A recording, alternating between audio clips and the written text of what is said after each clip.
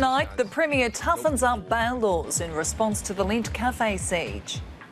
If you have any links to terrorism in this state or country or anywhere, you will not receive bail in New South Wales. An Australian Border Force operation cancelled after a backlash over planned visa checks on the streets of Melbourne. A shark attack survivor prepares to leave hospital a month after being mauled. After what I've been through, there's just no way in the world you go back in the water, mate. And the Shoalhaven farmers counting the cost as they wait for floodwaters to recede.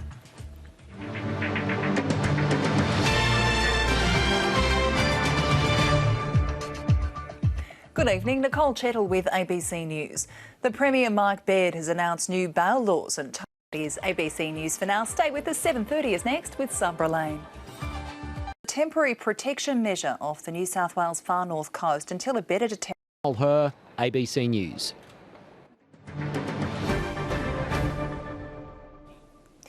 As the floodwaters recede on the south. Today, former High Court Judge Dyson Hayden set to announce whether he's standing down as head of the Royal Commission into Trade Unions.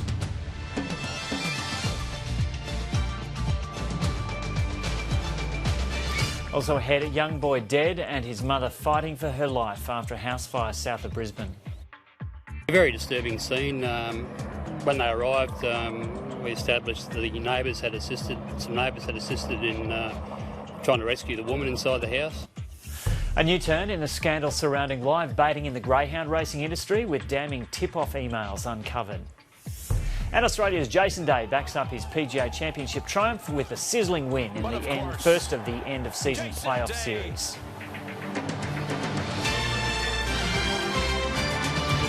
Hello and welcome to Mornings on ABC News 24. I'm Joe O'Brien. Taking a quick look at the weather first in the capital cities around the nation today. Brisbane sunny, Sydney and Adelaide partly cloudy, Canberra fine after a morning frost and a top of 15, Melbourne cloud clearing, Hobart and Perth some showers about and mostly sunny up in Darwin. The Australian share market is posting steep losses with banking stocks leading the declines. The All Ords is off more than 1%. We'll check the figures in more detail a little later with Alicia Barry. Former High Court Judge Dyson Hayden is set to announce whether he's standing down as the head of the Royal Commission. And you can pick my sister, she was the emotional one. Time now for the weather. Here is Vanessa O'Hanlon.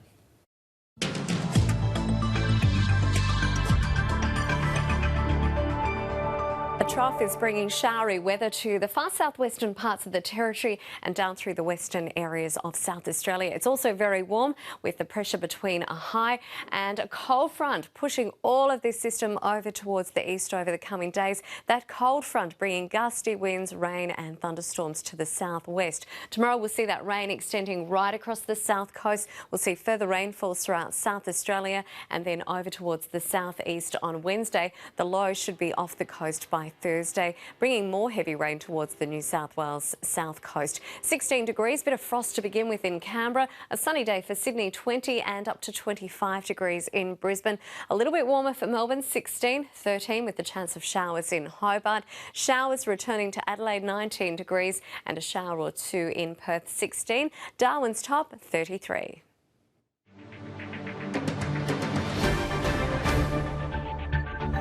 The top.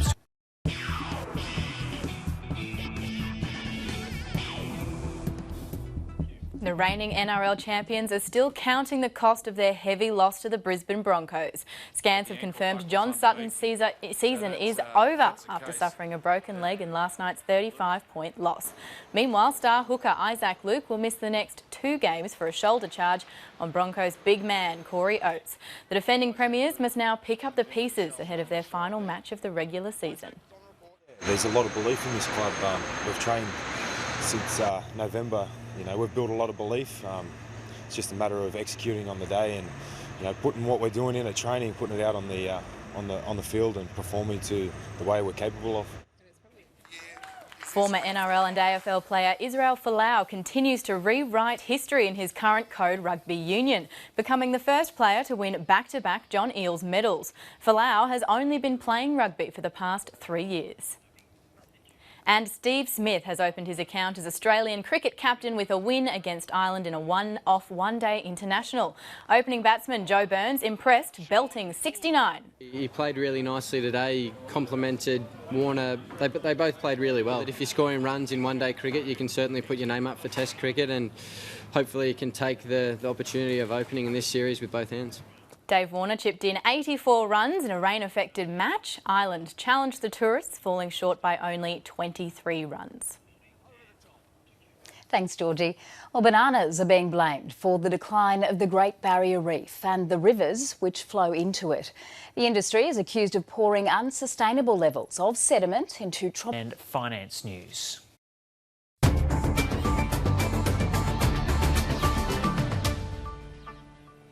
The Australian share market is recording steep falls at the start of the week, with banking stocks leading the declines. Right now, the All Ordinaries Index is off just under 1% or 44 points. The ASX 200 Index is down a similar amount. The banks are losing between 1 and 1.4% each. Telstra is off a similar amount. Among the best performers, Transfield Services, it's up over 5%, and Arium, the steelmaker, is not far behind. Wall Street ended unchanged after a top US Federal Reserve official suggested a September rate rise is more likely. Checking commodities, and the price of spot gold is fairly flat in the Asian session, pointing lower though, and crude oil jumped again in the US overnight. The Australian dollar is currently worth 71.38 US cents. Analysts say inflation continues to remain in check and won't provide a trigger for the Reserve Bank to change the official cash rate tomorrow.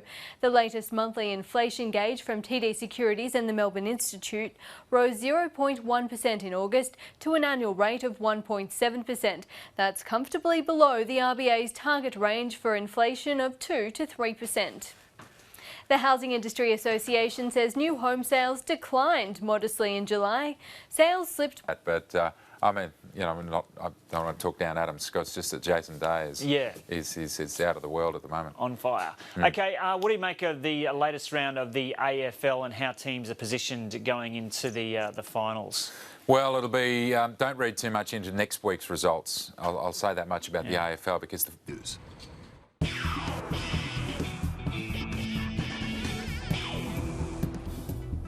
The Southern Stars have regained the Ashes with a 20-run win over England's women's side in the second 2020 game.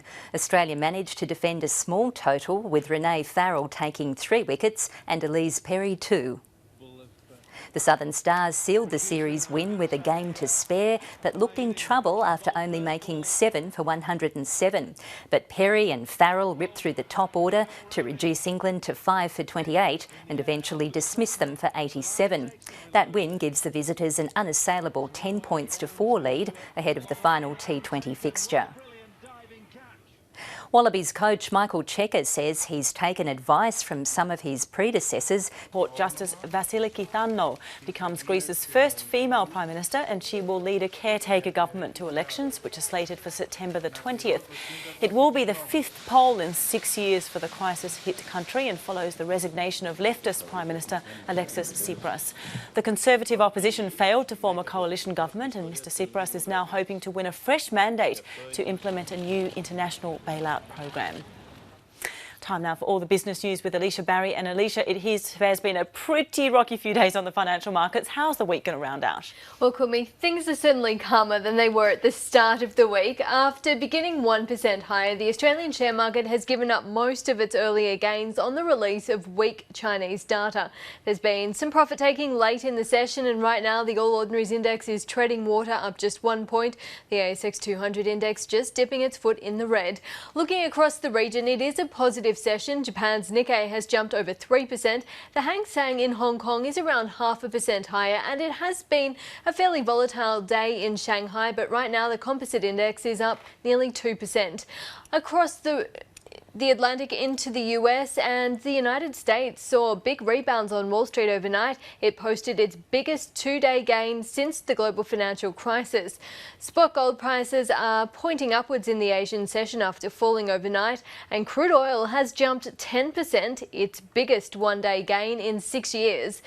The Australian dollar is still pushing up against the greenback compared to where it was last night, but it's holding below 72 US cents. Woolworths has announced the departure of its chairman as it posts the worst profit number in 3 years.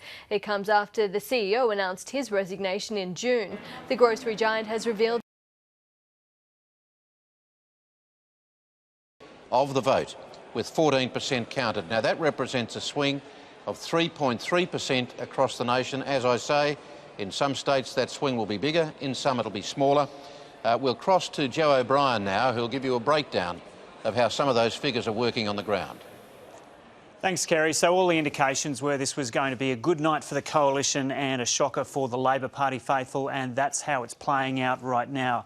These are the seats we're allocating that we're confident of a result in right now. This isn't not all the seats in the Parliament, but we're saying Labor is definitely down 10 seats at the moment, including Lindsay, Deakin and Corangamite.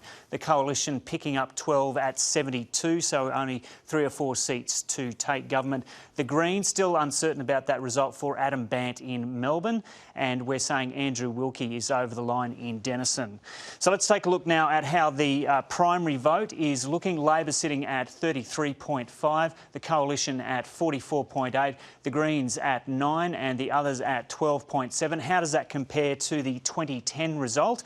We're going to see a significant fall here for Labor, down 4.4%. The Coalition only up 1.1% at this stage. The Greens at 2.7 and the other parties up pretty substantially at this stage at 6.1. So Clive Palmer might be one to watch out for there in the seat of Fairfax later, as Tanya Plibersek was just saying. So let's take a look now at how things will work on the floor of the House. So at the moment we're saying the Coalition has 72 seats at the end of the night with 2 independents. So a result there not as bad as 96 for the Labor Party, Kerry, but looking that way. Currently reporting figures, if I can remember which graphic to bring up. Here we go, the state swings. In New South Wales at the moment, we're seeing a swing of 3.1% overall. In Victoria, we're seeing a swing of 5.5%.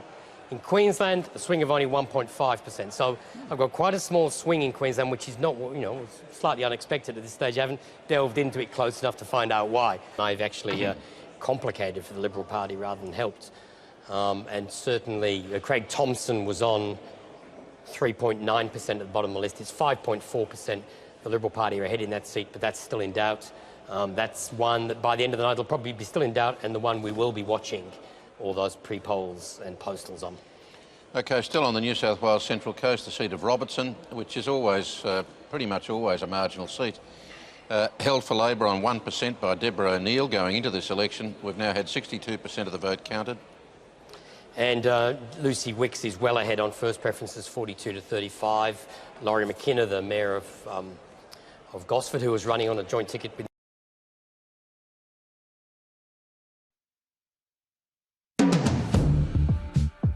Good morning and welcome to News Breakfast. It's Monday. It's great to have your company this morning. I'm Michael Rowland. And I'm Virginia Trioli. Glad you could join us.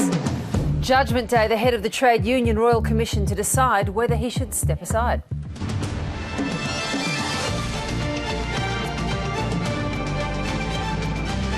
A 3-year-old boy dies and his family is injured in a Brisbane house fire. Mum, Dad, a 4-year-old and a 1-year-old were all taken to hospital. Some of them have some serious burns. Julie Bishop calls on more European nations to join the war against Islamic State and stop Syria's exodus of refugees. But it will focus their attention on trying to resolve the situation at its source, and that will include a military and political solution in both Syria and Iraq. And Oliver Sacks, the scientist who found fame exploring the unusual workings of the brain, dies at the age of 82. Leading sport this morning, Fremantle wins its first AFL minor premiership with a big win over Melbourne.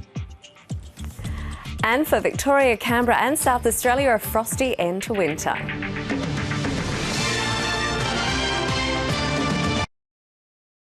The Commissioner Dyson Hayden agreed to deliver the car crashed into his house.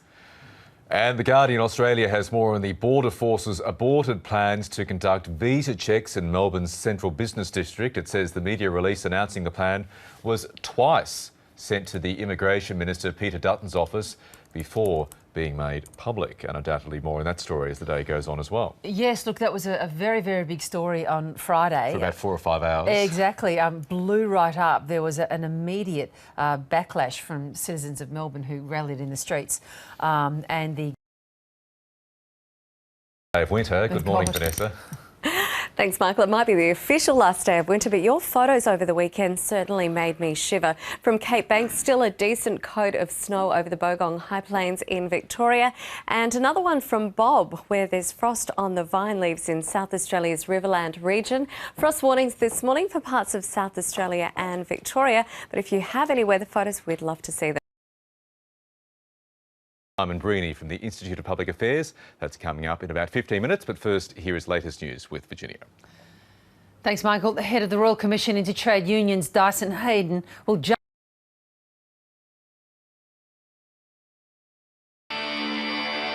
Cuts!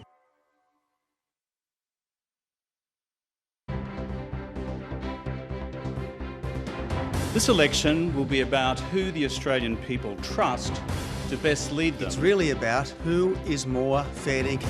Who can you rely on to build a better future? Under my Prime Ministership, I offer a new way to secure Australia's future. We can't afford another 3 years like the last 6. I can see a great new future for Australia. If you want a new way, you've got to choose a new government. The time has come for the Australian people to decide on our nation's future. It's your choice about the government you have, about the Prime Minister you have.